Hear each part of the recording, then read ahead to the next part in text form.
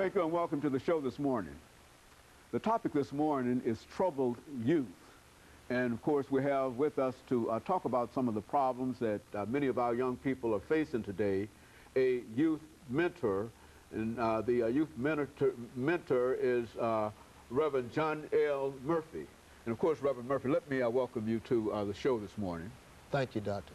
And to tell you, Reverend Murphy, how delighted we are to have you here, because your reputation was here before you, because we know quite a bit about you, and we've had an opportunity to talk to a number of people in reference to you and some of the things that you've been doing dealing with young people and with adolescents. Yeah. And so what we'd like to do is to tap into that. But in order to make sure that many others understand who you are, let's have you to talk about your background, your education, and some of the things that were important in terms of eventually convincing you that you ought to become a youth mentor.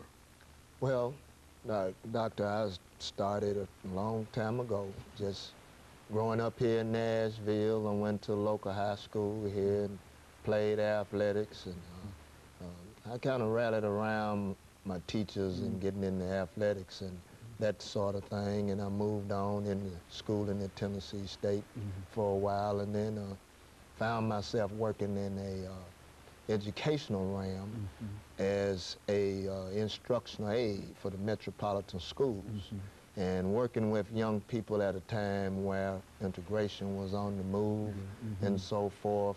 I was put in a position also as a community agent, as well as helping and assisting the teacher in the classroom setting. And so from that, I was encouraged to go back on and do some more schooling, and after a while I went on and I took a job working as an, I guess you would say, a juvenile correctional officer. Very good.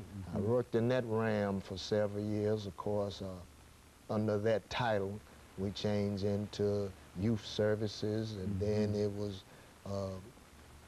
correctional juvenile justice and those type of different names, and then it moved on to youth development.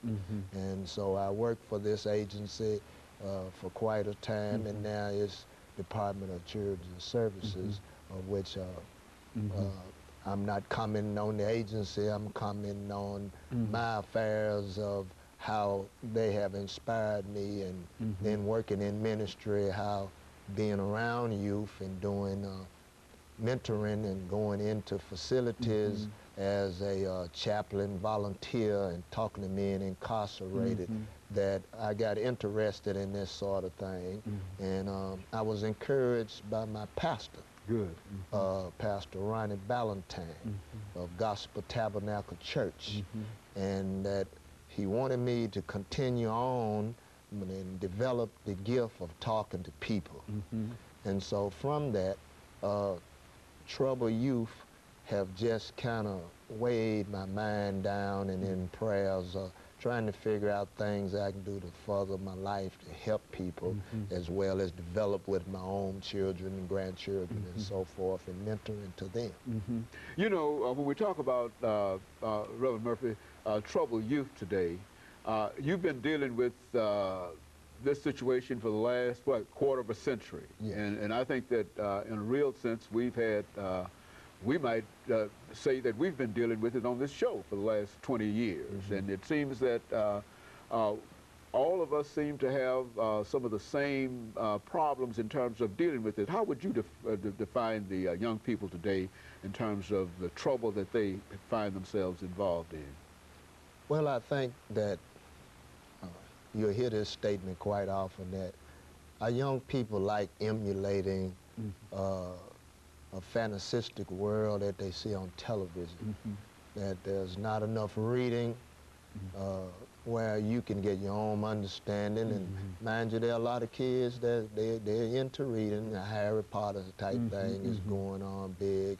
And then our community have neglected them somewhat, being that outreach programs need to be more focused on them. There need to be a lot of focus on aftercare. Of course, our single parent home is on the rise, and even on both parents being there, people working extra jobs and so forth, latchkey type kids have put them in a precarious way to take care of themselves or find other avenues that are not wholesome for them to get into.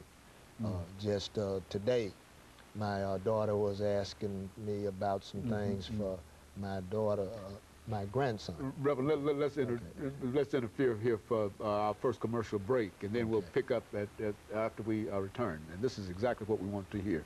We'll be back with our audience following this very, very short commercial break.